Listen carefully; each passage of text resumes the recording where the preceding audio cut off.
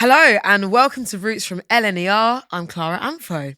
Now, every episode we'll journey through my special guest travel stories, exploring the destinations and experiences that have shaped them.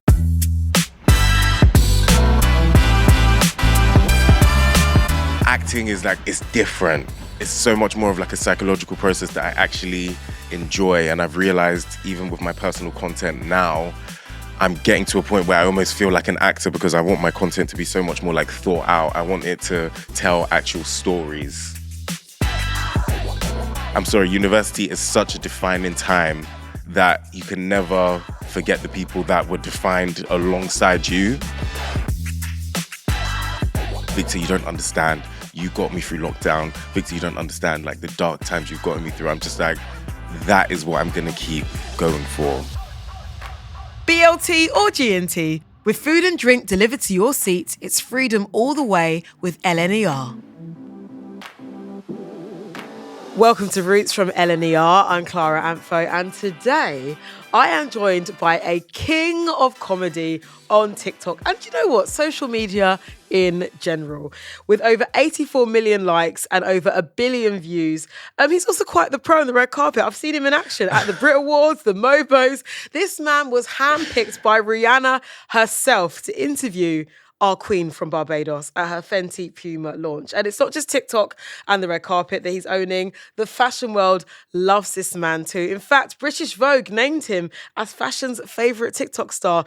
He's worked in fashion houses like Burberry and Hugo Boss. And today on Roots, I'm delighted to be joined by the one and only Victor Kunda. Victor. Oh, Clara, what a nice introduction. Well, thank you for having me. These are the facts. So welcome to our journey. Today we are going to Newcastle. Yeah. Which I'm very excited about. So choo-choo. Geordie Shore was literally my life. So hop on it. Hop on it. Choo-choo. It's like Vicky Patterson's in the room with us. Have you met anyone from Geordie Shore yet? No. I've been in events when they're there. I've seen Gaz, I've seen Charlotte.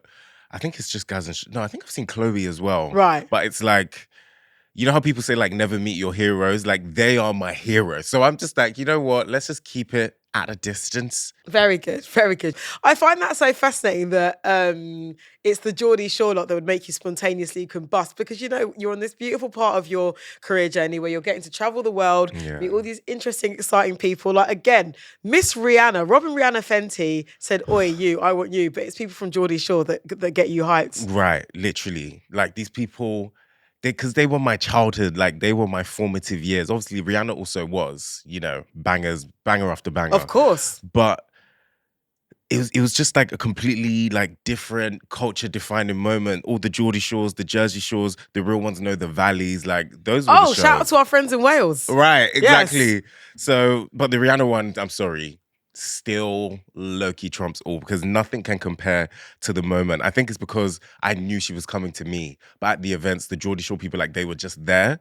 When Rihanna was on the Step and Repeat doing interviews, when it was now my turn and her just beautiful, big emerald eyes turned and looked at me, I was just Jesus.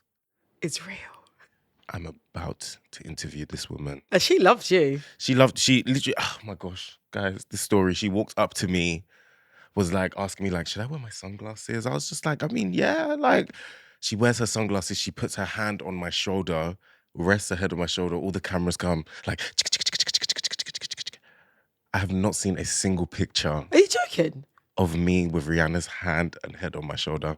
But what I've seen is a cropped version with my shoulder right next to her face. Wow, there's some ops among us. There are several ops. The fact that you probably had, at least 15 to 20 people taking your picture, never mind other people's phones as well, and nobody... They're also shooting in continuous mode. So it's just, it's not chick it. It's there are several frames. And there is no internet evidence I didn't make whatsoever of you and her together. There's evidence of this shoulder, but not this face. That's very suspect. I just just take it for what it is, really. I'm not to be... Because I was there, so... Because, I'm not much of a conspiracy theorist, Victor, but that's a little bit suspect. But right. It just goes to show you're doing something right. If you've got some haters like that, Probably because I looked better than her. Now, don't say that on Beyonce's internet about Rihanna. Let's be careful now. Let's be careful. All right. Now, you mentioned Geordie Shore being your childhood. So let's rewind. Let's take it back. Let's take it back. To little VK. Who is he and where is he from? Where did you grow up? People that don't know. Because again, you know, people see you having fun on social media. They see you cracking jokes. They see you serving looks. But a lot of people kind of don't know your origin story. So where do we begin, Victor? So little VK, he begins in a little small town called Eltham. Oh, I know Eltham very well. Right, with his mum and his 3 siblings, 2 brothers, 1 sister. No father. Typical story, but that was my breakthrough story because I think when I was younger, I went through so much in terms of identity crisis, knowing where I was from, knowing like even who my dad was, but all the struggle that I went through. I was someone who very much so like converted it into positive. So when I would go to school, I would try to make people laugh, even though maybe at home I wasn't laughing so much. Young Victor was like just so into performing arts. Like I played Seaweed in Hairspray. I played the Pharaoh in Joseph and the Technicolor Dreamcoat. I played the Artful Dodger in Oliver Twist. Like I was singing, dancing, acting as long as I can remember. I was even creating like Facebook videos in like 2016, 2015. So I was the content creator before I was a content creator, before I am the content creator. So you're, as they say, you're true to this, not new to this. I'm true to this, not new to this. What was your mum and your siblings thinking about, or how are they reacting to you kind of getting into this part of your personality? It was actually amazing because music ran literally in my family. Like my brother plays piano, plays the drums, plays guitar. His wife is a singer. They grew up in church together. They were literally dating for like 15 years before they got married. My sister, she used to sing in the choir. She wasn't the best, but she looked good. Okay. So she still got her lead roles. Hey, listen, when it comes to choir, when it comes to pop as we know it, some people are there for the vibes, some people are there for the vocals. Right, literally. It's about the mix. Literally. That's it. And then, yeah, I just followed suit, like so naturally. But yeah, they were more music. I think I was more like performing arts, is like all of them as one. Yeah, so yeah, I would just use it as my escape, literally, because to be able to play a completely different character and like you're embodying a completely different person, you're not yourself anymore. It depends on what kind of actor you are. But I think I'm a method actor, so like I'm like lose yourself completely. Obviously not as far as the Joker, but still. Okay. Yeah. But you're going to push yourself to the limit for the role. I'll push myself to the limit. For the role that you want. What is the role that made you feel the most, I guess, oh, hang on, this is what I want to be doing, the most sort of alive in yourself? Oh, I think it was, cool. So what happened was I did performing arts in school, went on to 6th form to study, obviously, music and drama. Wasn't having the best like learning experience because of like several factors. So then I went to uni to study behind the camera. So I was studying production. So for a long part of my life, I actually wasn't in front of the camera because I was just like kind of put off. But then it's crazy because, and I think it's fate because life has put me back in front of the camera again, but in a different way, obviously in terms of like personality work. However, I think I'm running into the truth that it might be performing arts that I still want to do at my core. Oh, definitely. Yeah. You need to perform, and that's not a bad thing. Yeah, but it's like in a completely different way because obviously when you do what you do, when I do what I do, like presenting and stuff, like you have to perform, do you know what I mean? But acting is like it's different. It's so much more of like a psychological process that I actually enjoy. And I've realized even with my personal content now, I'm getting to a point where I almost feel like an actor because I want my content to be so much more like thought out. I want it to tell actual stories. Yeah. Well, this is the thing about social media, isn't it? And it's a conversation that's essentially been there since its inception, is that don't believe everything you see. And that's not necessarily a bad thing, but there is an element of performance to it. I think, there are so many different ways you can use it, and people do use it to be, like so raw and so honest, which is a really beautiful and powerful thing. But there's that in between spot where essentially you are playing a version of Victor Kunda. Yeah, no, for sure. But I think, like you said, like when people show up with a rawness, like you still have to think about how you're showing up. So there is still an element of performance to that, not to negate the authenticity of it at all. But we also know there are people who are literally faking their life online. Yeah. Do you know, it did make me laugh when when everyone thought that TikTok was going to disappear, and all of a sudden, all of these influencers were like, okay, so I guess now the app is disappearing. I just want to tell you that. And I remember there was this one fitness influencer. She was like, so basically, I know I told you that I eat whatever I want. I take pictures of my boyfriend's food. So just say, for example, they go to a restaurant. She'd take a picture of his burger and be like, yummy, yummy. But then she'd be ordering like a salad. Wow. And then take a picture of his, like fizzy drink or whatever. And then, oh no, actually, I was actually drinking water. Yeah. And that stuff it's real and it's dangerous. And it's a responsibility. And do you feel that like with the platform that you've built?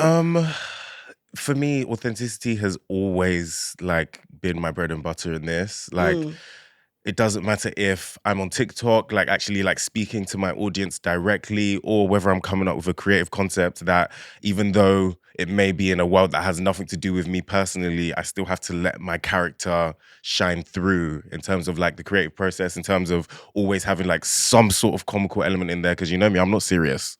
I mean, like, I love to make jokes, yeah. even like through the struggle. I think that's how we get through things. Like, you laugh through everything. And I think even with storytelling, whether you're telling a serious story or, whether you're telling like an actual like jokish story, which sometimes, we can intend for something to be funny, it's not. You need to really think about, and in my case, I always really try to think about, how can I still try and make someone smile or laugh whilst trying to teach them any sort of lesson or market any sort of product. No, again, but you got to be real with it, because this is your bread and butter, and I think it's so fascinating to see what people can do with social media as a full-time profession. Yeah. But on the flip side, let me ask you this: do you have a plan or an aim to sort of like leave socials full time, or have you almost prepared for what happens if, for example, one of these apps was to disappear tomorrow? Like, do you think about that? Are you very much sort of like in the now? I know I should be thinking about that, but I'm like very much in the now. I know I have plans of building like a business empire offline while still showing up online. So if online was to ever like dissipate, I still got my properties. I know that's right. So yeah, I want both online and offline, so that online is like my passion project, but like offline is like what I know I need to do to like build that like generational wealth by God's grace. I hear that. We're being a grown-up out here. Yeah. Okay, so going back to you as a little kid, talk to me about holidays, because I know, obviously, we are on our way to Newcastle. We're going to go oot on the town. Oot on the tune. Oot on the tune. But as a little kid, like, were you getting away much? Because you mentioned, so it's you, your mum, your sisters. 2 brothers and my sister. Okay, so 2 brothers and your sister. Were you guys getting away much, and where were you going? No, we weren't getting away much. Like, I grew up in humble beginnings, so like holiday wasn't a thing. Like, even McDonald's wasn't really a thing. Like, it was very much, there's rice at home. Right. So what I can remember is like we would go to like Margate. Okay. Yeah, go visit the beach, go to the pier. I remember like baby pictures of me like in a, oh my gosh, it's a picture of me in a pram on the beach.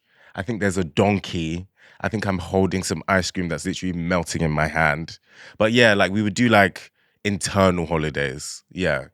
Yeah, keeping it local. Well, this is the thing. Like, it's funny now when you mention Margate, because Margate has now become this sort of like gentrified seaside utopia. Right. People go there for like artist retreats. People are moving there to get bigger houses than you could if you lived in like a big metropolitan city that's nearby. Yeah. But you've got those lovely memories of like, I guess, pre-gentrified Margate. Yeah. No, oh my gosh, literally, you're so right. Like, when I say that place felt empty, like when we were going back in the day, because obviously, like you said, that was before Margate really became Margate, and it was just like, if you knew, you knew. The pictures on the beach was empty. I remember like I'd be in the pram anyway, I wasn't walking anywhere. The streets were actually empty. He was meant to be chauffeured from an early age. Literally. That was Uber before Uber was Uber. Yeah. And on the flip side, Nigeria. When did you start going there? So I have a snapshot of being there when I was really, really young, and my stepdad was showering me And then I remember literally after he's like lotioning me up, but his hands were just so like coarse and dry. And I remember just crying because it literally felt like I was being scratched. What year was that? I can't remember. I was very, very young, but I've been to Nigeria so much, I guess, over like the past decade. I went in a couple times. Oh, granddad's funeral, cousin's wedding, Dirty December. Okay, so for people that are listening who don't know what Dirty December is, please enlighten. You know what? Even me, sometimes I'm still just like, when did this become a thing? I feel like I get what it is, but I also like don't get what it is. Dirty December, you correct me if I'm wrong. Dirty December. Dirty December. Yeah. It's almost like a homecoming in Nigeria. No, in I would say in Africa, because Dirty December is like literally like national, because people will still go to Zimbabwe, people still go to South Africa. Just go home. Yes. People still go to Sierra Leone. Yeah, I think it's just like a homecoming for the holiday season in Africa. You go to the clubs till 7 a.m., sleep. You know, like Lady Gaga. movie. No sleep, bus, club, another club. It's crazy. Yeah. It's crazy. But just the African version. Yeah, but you know what? I actually started to realize I don't particularly enjoy it. Like, I like to be in Africa. I want to like learn a lot more. I want to like visit the botanical gardens. I want to visit the locals. I want to actually experience the place that I'm in, not just go there just to go to clubs. Like it's just to party. Just to party. Like, yeah. When you go somewhere just to party, it feels so like baseless. I get that. I feel that. Your mum would be so proud of you talking like this, wouldn't she? Yeah, I know. She would be. Gallivanting. And what's your roots again? Nigeria and Zambia. That's a beautiful mix of countries from the continent. Yeah, my friends in uni used to tease me and call me hybrid of the world. Hybrid of the world. Because it's a mix you wouldn't expect. It really is. Yeah. Nigeria and Zambia. Do you know how your parents met? No. Fair enough. Actually, Fair enough. Well, back to you at uni. Where did you study? Leicester, De Montfort University. Talk to me about your time in Leicester and being called hybrid of the world by your classmates. Uni was like bittersweet. It taught me, some of like my best life lessons, which I hold with me till today. But then it also showed me that in life, you actually just need to like spread your wings, because sometimes you'll be helping other people spread their wings. And yes, like always help people achieve their goals, but know that you have somewhere that you need to get yourself as well. And it may not necessarily even be in your studies. There were times I was not doing my work. What did you go and study? Media production. Oh, yes, of course you mentioned. Studied everything behind the camera, but even then it was practically a self-taught course. Got it. You had one of those teachers. Yeah, literally had one of those teachers. So did I. So leading into what I went on to do, I knew how to edit anyway, because like I told you, from 2016, I've been editing my videos. So they taught me like professional editing, like Premiere Pro, Photoshop, like all of those kinds of things. Like I used to do graphics, I used to do photography, I used to do cinematography, like everything behind the camera before I actually ended up in front. But it led me so nicely into what I'm doing now, because I think, yes, I had the skills to edit, but uni taught me the skills of storytelling and like analyzing people and scenarios and situations and thinking, how can I communicate this in the best way, or even better yet, like in my own way. Like I said to you before, my own way is always like having an element of comedy, where if you're trying to teach maybe a political statement or just try to be like educational in some way, make people like smile through it so they don't even realize that they're actually learning something here. No, and it's a skill. It's definitely a skill. What was your peer group like? Were you quite studious? Were you in a studious gang, or were you guys outside really having that uni experience? I'd say the best of both worlds. We knew how to sit down, hold each other accountable, do your work, okay? You have this lecture at this time. However, mate, when it was time to rave, we really went hard. You let Leicester have it. And you know what? Now that I drink more tequila, I'm just like, what were you doing drinking vodka and peach schnapps? Baby, I don't know. What were you doing? Because that's not a good combination. Like, absolutely terrible. No, my gang, like, even till today, even though we may not talk as much, like, we are locked in, because what we experienced together, the struggle that we struggled together is like, it's something that joins you for life. Like, even Tell me more. my friends Jemima and Michelle, I feel like I'm forever indebted to them, because the things they helped me through in uni, like when I was broke and Michelle was giving me her Indomie noodles when I was broke, and Jemima would literally call me over for dinner. It's like there are things that just join you for life. Like, I'm sorry, university is such a defining time that you can never forget the people that were defined alongside you. So yeah, we were lit, we would dance, we would go out, like we would just encourage each other to be our full creative selves, whether that's you're doing a creative course, go and do your work because this is going to help you, or whether it's endeavors online, like competitions that we're doing, or just creating content, or just wanting to put yourself out there. We were always there for each other. I love that. Yeah. And have you guys visited Leicester since you've graduated? Was it a chapter that was sort of done, but only carried on in the friendship? I didn't go to my graduation, you know. Victor, why? Because I think my graduation was actually an online one. Because this was like thick of like lockdown, right. COVID, yeah.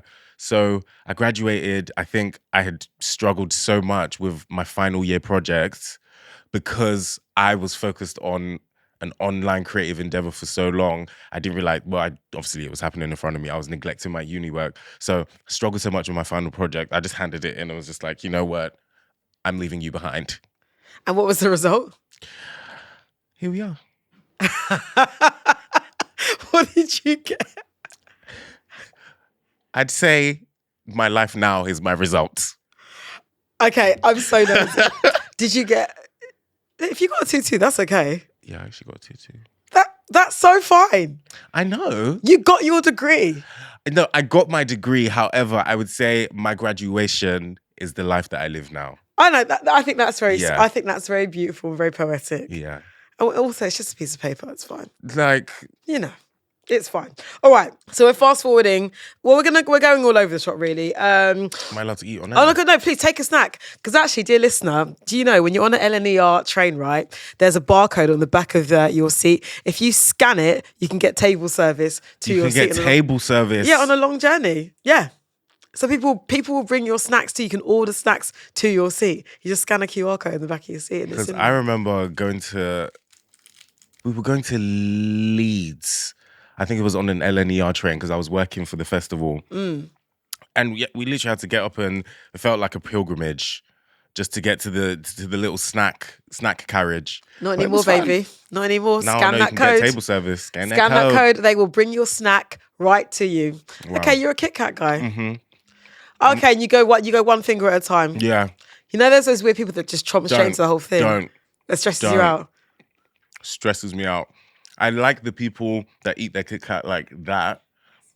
That's nice. It's cool. I get it. But why are you biting into 4 vertical sticks? Correct. Horizontally. Don't do that. It's like, it's a bar in the collective sense, but it's not a bar in a singular sense. Right. You get to enjoy 4 Kit Kats. That's it. I feel you. All right. Let's talk about the first time that you went viral. What does that do for one's ego? You know what? And what was it for people that haven't seen it? So my first viral video was... Talking about breadsticks. Yeah. I was chilling at my friend's house. We were literally just sitting, chatting. I've always been the fool that I am online, offline. Like long before I started, my friends were saying, Victor, you need to start posting online. So we're just chilling, eating breadsticks. I start pretending I'm smoking mine. She's like, you're actually an idiot. Continue. We just continue like, probably gossiping. I don't know. The light bulb goes off in my head. Ding. So I literally just went up to the bathroom, recorded smokers in the smoking area. I put on like a muffled like EDM beat that was like boom, boom, boom. Like, when the club doors are shut and you're in the smoking area, but you can still just hear it in the background. Just added like a smoke effect over it. That was literally it. At that point, I wasn't like TikToking. So I would post something, come off the app for maybe like 3 days. You were ticking? I was ticking, not talking. Yeah. But then the talking started talking as I came off the app for 3 days. I came back again in 3 days. And you were TikToking? I think I had like, was it 10,000? I think it was 10K. I think I had 10K followers or 30K, can't remember. But yeah, I came on and I was just like, oh, okay, so this needs to be a thing now. And then I just went from there. I remember I caught COVID, so I had to spend a whole week at home, and just every day I was just churning out content, and they were doing really, really well. Yeah, one post even got recognized by Jessie J. Listen, Jessie is online, you know. She's Yeah. mothering, she's singing, she's online. She likes a good laugh. Talk to me about what that does for one's ego and how you, I guess, yeah, how you reconcile that. Because again, when we talk about social media, we can't not talk about like instant validation, those dopamine hits, which is a gift and a curse. It's lovely to know you're engaging with people, I'm sure. It's lovely to have your work received well by people, I'm sure. But does that then come now with an added pressure of like, oh shit, everything I post has got to be this popular now? I've never like allowed myself to feel like any sort of pressure from anyone, because I started this by myself, for myself. Yes, as you accumulate an audience, you're held accountable by other people, but I think people need to still understand that like at the root of all of this is them, and that's what keeps you authentic. Like I said, like my core of everything is authenticity. So yeah, I think like as long as I was being authentic is how I felt I was connecting with my people, and like meeting people, them saying like, oh my gosh, like you're literally the same in real life. I'm like, yeah, because who I am online is who I am offline. Obviously, I'm not going to show you guys the days where I'm particularly sad. That's where I'm like, okay, cool. I know people rely on me for happiness. People rely on me to like pull themselves out of like deep, dark situations. And that's what I get. Like, Victor, you don't understand. You got me through lockdown. Victor, you don't understand like the dark times you've gotten me through. I'm just like, that is what I'm going to keep going for, not for like the rest of the noise. I'm just going to keep being myself, knowing that I am enough for someone else who might be going through something. And also when I'm going through things offline, remember that when you show up online, you are enough for some people. So that's kind of what I hold on to. That's a really beautiful way to process it. Yeah. Like, people don't realize like how we process our trauma like really can be detrimental to you living a good life or you not. Like I processed my trauma in such a good way that my mum was like, Victor, from even a young age, like you would be like, that has nothing to do with me. So I've very much compartmentalized myself from like the things that I've been through. And I'm just like, yeah, it happened, but it happened like along your path to becoming the best version of yourself. And you can't control anything that happens to you in the world. You can only control how you react. Correct. And now here you are having a chat with me. And I think my latest favourite of yours is your Michael Gray dance. That's my favourite. I can't wait for the weekend to... Those make me laugh profoundly. You know, they're great. I need to remember that. Thank you so much, because I told myself, cool, if I can't always film like a get ready with me, or if I can't like vlog my day, or like, and even if it's just to do with my outfit, I'm gonna record that dance. I genuinely love that. And I just came back from a ski trip, and I was pulling outfits every single day. There you go. Even though we were with Casamigos, a little lit, I should have literally just been doing that dance every single day. It's a great dance. I love a nice... It's very good. Now you mentioned pulling looks. Let's talk about you, the fashions, the red carpet. When did you first start thinking, hang on a minute, see this face, see this body, see this corporeal self? I could start making some money out of this because the clothes are quite nice on me. Do you know what it was?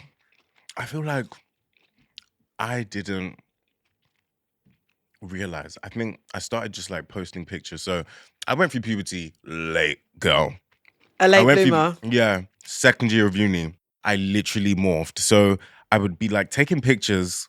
I'll be like, oh yeah, like, you know, like these are nice pictures, because I didn't particularly notice how I changed, because when it's happening in front of you, it's like sometimes hard to recognize. But Twitter then would start going off. People start like quote tweeting pictures that I'm posting on Twitter. And I was just like, oh, okay. But went into lockdown, not particularly looking in the mirror all the time. So I was evolving even more. Then I remember there was one day when I think I was at home at this point. My friend called me on Snapchat. Never call me on Snapchat.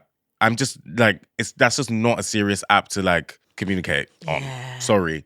But because I hadn't spoken to her like all summer, all lockdown, I was like, something in me was just like, just pick up because like you never know, she could need your help. So I picked up, but it was her friend casting for his final project at CSM. That's Central St. Martin's, dear Central listener. St. Martin's. Prestigious fashion and art school. Upper echelon. She was like, oh yeah, you know, like they want you for this. Let's come in and like take some Polaroids of you. Came in, they were literally like, you are stunning. And bear in mind, I've just like come out of lockdown at this point. I've just shown up. Like, they're like, you are stunning. And I was like, okay. Wow. They're like, have you like thought about modeling? I was like, I mean, no. Like, I just create videos online. Like, that's practically all I do. And obviously, at that point, no one was really commenting like, oh, he fine as hell. Like, everyone is just laughing at this point. Like, we're all just busting up. And I also said, like, I was making people laugh so much that they probably didn't realize how good looking I was getting at that point because they were just like, So far, you didn't realize I was a cutie. Right, exactly. Okay. And then one of my like best friends, closest friend, Jebby, who casted me, he was almost like my fashion godmother. He was like, take my hand. And then he literally just showed me the fashion world. And you never looked back. I never looked back. So talk to us about who you've like walked for, what fashion shows you've been to. You know, I actually haven't walked yet, but let me tell you But let me tell you an interesting story. Please. When I was in Paris, this most recent season gone, I went to my off-white fitting. Halfway through my fitting, Ib Kamara comes upstairs. He's like, Victor, come downstairs quickly. There's something I want to try on you. I was like, okay. Like when Ib calls, you run. So I remember going downstairs in socks. Like I left my shoes in the change room. I said, y'all, I'm gonna be back. Ib is calling. Went downstairs. He tried on 3 different show looks on me because he was potentially casting me to walk in the show, as in the show that was the next day. I tried on 3 show looks. I wouldn't say I'm a model. I can model, but I wouldn't say I am a model. I go to the gym. These thighs save lives. They save lives. Yeah. So literally, like, what would happen is like none of the shorts would fit my waist. I do have a small waist, but I'm muscly. I'm toned and I'm muscly. You got gains, babe. You got gains. I've got gains, mate. So like the trousers won't fit in my waist, but also the shorts were too tight around my thighs. So he was like, listen, the trousers like just don't fit you. I was like, listen, Ib, I'm just glad I'm here, honestly. Then I went back upstairs. So I would have been walking the Off-White show if I was if you weren't so muscular, if I wasn't so slim thick. Oh my gosh. So it's so hard being slim thick. It's really hard being you, isn't it, Victor? I mean, it's just you really like wow the life you've really been struggling. But you love fashion. It's a great way to express yourself. I actually last Fashion Week was like it felt like 3 different trophies because those were all first shows I attended: Casablanca, Off-White, and Lacoste. Yeah, and I actually got to work at Casablanca too. So it was like I'm here for the first time, but I'm also here for the first time being paid to be myself here for the first time. Imposter syndrome was creeping in and I had to... Always tell the imposter to get the hell out of here, man. I had to fling her off my shoulder. I always say to people, look, you're never in an E-room by accident. If you put the work in, it's never an accident. You're supposed to be there, for sure. All right, so that's all work. Let's talk about leisure now in 2025, because obviously you mentioned as a kid, going to Margate was like the epitome of luxury for you guys at that time. You've grown now. You're doing all right for yourself. Oh, we travel. So you're outside. Talk to me about Brazil, because I caught a bit of your adventures on social media. But Brazil seems to be like, I mean, I've been once before. I absolutely loved it. What did Brazil do for you? Brazil just showed me like there is like stories that match up with the same African struggle, obviously, because so in Brazil, they will literally say like, we are all black. They're like, brother, we are black. We are all from Africa. I remember I was literally on the back of a motorbike and the guy was just like giving me this speech and it just showed me like, wow, even though my whole life I've just thought you guys were just like your own people, but you guys still feel so connected to us. Brazil showed me that like we are all connected no matter where we are. Obviously, with the right mindset and level of understanding, you know, I'm sure there's probably some people in Brazil who are like, "Ah, I'm not African, I'm Brazilian," but a lot of them are like, I am African. We are black. Like black power to all of us. So it was just so great to like go on the historical tour, learn about the favela. Literally, I learned about the favela. Went to the favela the next day, and as we were cycling up the mountain, I just started crying.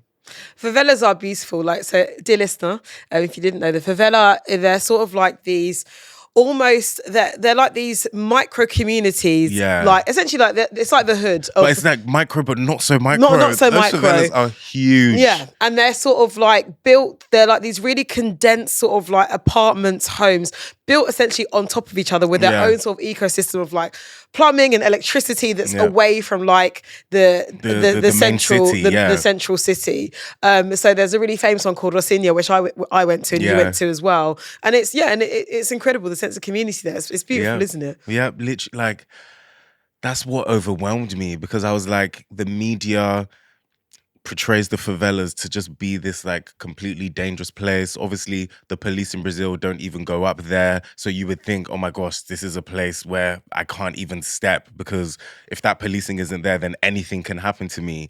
But I think going up there with that mentality of anything can happen to me was almost my blessing in disguise because I was also so open to anything that was happening. You know, like I wasn't just thinking like danger, danger, danger. I was literally, we were in a restaurant, I look over the ledge and there are children in a martial arts class. And I was just like, okay, they have that up here too. They have mechanics, they have like hairdressers, they have everything. Like they are their own community. And I think what Brazil taught me was that the favela is the real Brazil. Yeah. And literally in the historical tour, we learned that they were all living where the central city is. But then when they were invaded, they fled to the mountains because the Portuguese thought the mountains were cursed. And they were just like, okay, girl, so then we're just going to go up there knowing that you're not going to come up there. So then what they started to do was starve the natives of life like down in the main city. So like they wouldn't allow them down there. They'll make it hard for them to buy like property. The economy literally just shut them out. So then that's how the favela became the favela because they had to build up their own home to what it is. And given those are the real people that was once on the ground where all the rich people have come and built like settlements and hotels, that's why the favela literally is real Brazil. Like that's where you see the real Brazilians. That's where like the Brazilians are that will be like, we are black, we are all African. Yeah. And it's really interesting, isn't it? Because it's sort of like Brazilians of all shades as well. Yeah, right. And it's sort of like it's such a beautiful melting pot. Then I hate that phrase. It's so cliche, but like when you are there, you're just like, wow, it's just, and everyone's so gorgeous. People in Brazil are offensively good looking. People thought I was Brazilian. I can imagine that. And that was the biggest compliment. I like, tudo bem. Yeah. Tudo bem, baby. Obrigado. Literally, the food. Delicious. The food. Like, these people can grill a mean meat. Like, also, you know how they like Gary? Yeah. With their dishes, but like, they'll like season it up. So I once had... It's actually similar to the way they do it in Ghana, like Gary, but it's like you like mix it with a bit of palm oil. That was the nicest thing I've ever had. They had like fried crispy garlic in there, like herbs. Brazil. And they can fix a cocktail. They can fix a mean caipirinha. They can dance. Oh my gosh, the dancing, the street parties, like they're also just very friendly, and it's not even in a way where sometimes it can be in Africa where it's like, you know, they're going to ask you for some money like a couple months down the line. These people, like, they're literally just so open to you as a new experience for them. Not even just like as a person, as like an experience. Like they like to experience people. And yeah, we definitely had several experiences. Like, I mean, I was going to say, because one thing I definitely clocked when I went to Brazil is that Brazilians love to kiss. You know how in the UK, if you see a couple snogging on the street on I don't know, like a Saturday night or a Saturday afternoon, everyone's like, oi, oi, yeah, it's a bit like, oh, all right. Where there, people just snog in the street like it's breathing air. Snogging is greeting. Yeah. There. It is like, snogging is just like, hello. Like, I'm really happy this is visualised because that could be That could be taken to really badly. But yeah, it's everywhere you look, someone is snogging. Yeah. Like, even like the men that were interested in me out there, I'm like, hi, like, nice to meet you. I'm like when people are moving to me, I'm just a bit like, thank you, lovely stuff. But they're literally trying to snog. I'm like, no. Like, there are so many stages before that point. Sir, I am married. Like, no, and I also was in a relationship at that point. So I was literally like, thanks. Like, if you look at someone for too long, they are coming up to you not to say hello, just to grab your face and try and snog you. Yeah. It's quite something. And you push them away and they look at you like you're crazy. Yeah. It's consensual with a star, I would say, in the sense of like With a little asterisk. In the sense of you never feel it's not a thing that you feel in fear of. Yeah. It really is a cultural thing. It's all like, but everybody snogs. Yeah. And you're like, oh no, I'm British. Actually, but it's like, in a sense, it is also like very endearing too. Yes. Like, it's like they try, you're just like, no, then you turn around and you're like... But then you're left alone. That's the key part. This is what I mean. Consensual with the stars. Like, people try and lip to you. You're like, no. Oh my God, I'm so sorry. But you know what it is? Yeah. Because that's literally like saying hello to them. It's like, imagine going up to someone in the party, you're like, hi. And they're like, no, I'm just going to go say hi to someone else. Yeah. Because they will always find another person to lips. Oh, baby, there's always someone else to kiss. There's always someone to lips. Especially in Brazil. My gosh. All right. So where else is on your list to travel in the world? I would like to go to Egypt. See them pyramids. I would love to do like the Thailands and the Balis. However, I'm just so afraid of natural disaster.